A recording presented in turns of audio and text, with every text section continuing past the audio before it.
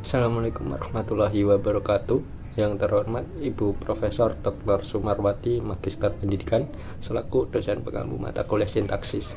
Perkenalkan, kami dari kelompok 6 kelas A program studi Pendidikan Bahasa dan Sastra Indonesia semester 3 Universitas 11 Maret akan mempresentasikan hasil diskusi kelompok kami mengenai analisis kata, frasa, dan klausa dalam artikel berita nasional.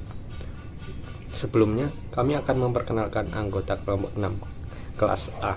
Yang pertama, saya sendiri sebagai moderator, Muhammad Hilmi Pandoyo, dengan NIM K1223055. Saya Anmer Jirvanis dengan NIM K1223011 dari kelas A. Saya Najwa Nabila Hasnawinaya Saputri dengan NIM K1223057 dari kelas A.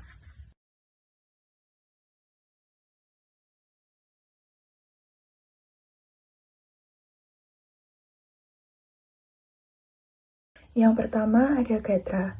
Pengertian gatra menurut Badudu 1987, gatra adalah bagian kata atau frasa yang mempunyai atau menduduki satu fungsi dalam kalimat. Fungsi dalam hal ini berupa subjek, predikat, objek, pelengkap, dan keterangan. Analisis gatra pada kalimat pertama, dia mengatakan kedua pelaku yang ditemukan terkapar langsung dibawa ke rumah sakit. Dia merupakan gatra subjek, mengatakan merupakan gatra predikat. Kedua pelaku yang ditemukan terkapar langsung dibawa ke rumah sakit merupakan gatra objek. Kemudian, gatra objek, kedua pelaku yang ditemukan terkapar langsung dibawa ke rumah sakit. Kedua pelaku yang ditemukan terkapar merupakan gatra subjek, langsung dibawa merupakan gatra predikat, ke rumah sakit merupakan gatra keterangan tempat.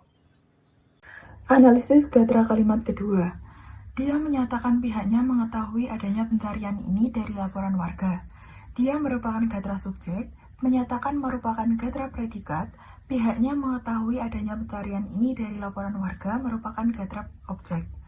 Kemudian pada gatra objek, pihaknya mengetahui adanya pencarian ini dari laporan warga. Pihaknya merupakan subjek, mengetahui merupakan predikat, adanya pencarian ini merupakan objek, dari laporan warga merupakan keterangan. Analisis frasa.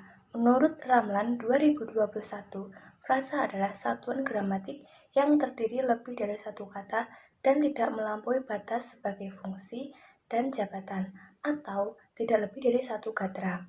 Jadi, sebanyak apapun jumlah kata, asal tidak melebihi fungsi sebagai subjek, predikat, objek, pelengkap, dan keterangan, itu semua dapat disebut dengan frasa.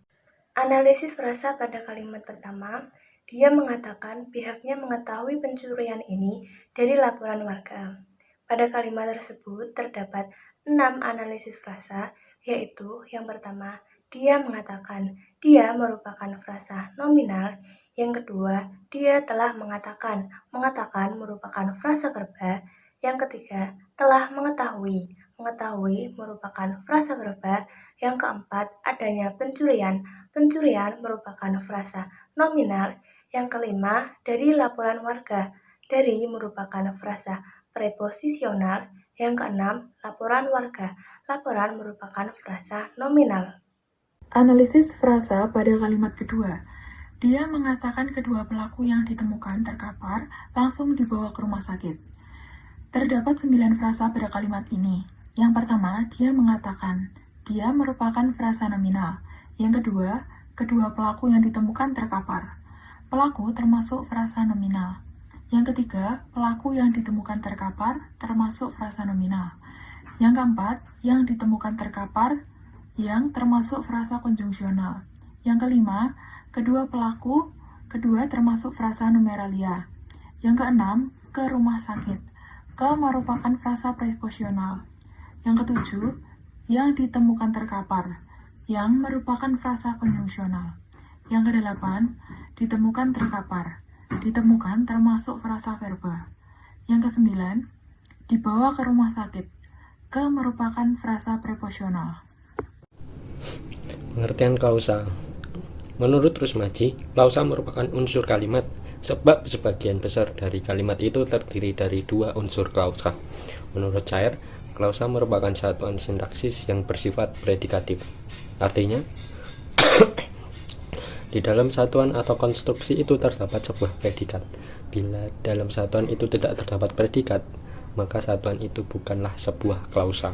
Jadi, klausa adalah satuan gramatik yang setidaknya terdiri dari subjek dan predikat dalam satu kalimat. Analisis klausa yang pertama. Kalimatnya, dia mengatakan pihaknya mengetahui adanya pencurian ini dari laporan warga. Analisis klausanya ada dua. Yang pertama, dia mengatakan pihaknya mengetahui adanya pencurian ini dari laporan warga. Dia sebagai subjek mengatakan sebagai predikat pihaknya mengetahui adanya pencurian ini dari laporan warga sebagai objek. Kemudian untuk klausa yang kedua, pihaknya mengetahui adanya pencurian ini dari laporan warga. Analisisnya, pihaknya sebagai subjek mengetahui sebagai predikat adanya pencurian ini sebagai objek dari laporan warga sebagai pelengkap. Jadi polanya SPO dan SPOK yang terdiri dari dua klausa dalam satu kalimat. Analisis klausa yang kedua. Kalimatnya, dia mengatakan kedua pelaku yang ditemukan terkapar langsung dibawa ke rumah sakit. Analisisnya ada dua. Dia mengatakan kedua pelaku yang ditemukan terkapar langsung dibawa ke rumah sakit. Dia sebagai subjek mengatakan sebagai predikat kedua pelaku yang ditemukan terkapar langsung dibawa ke rumah sakit sebagai objek. Kemudian yang kedua, kedua pelaku yang ditemukan terkapar langsung dibawa ke rumah sakit.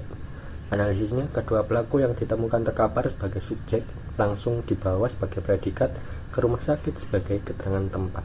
Jadi polanya SPO dan SPK, yaitu dua klausa dalam satu kalimat. Terima kasih.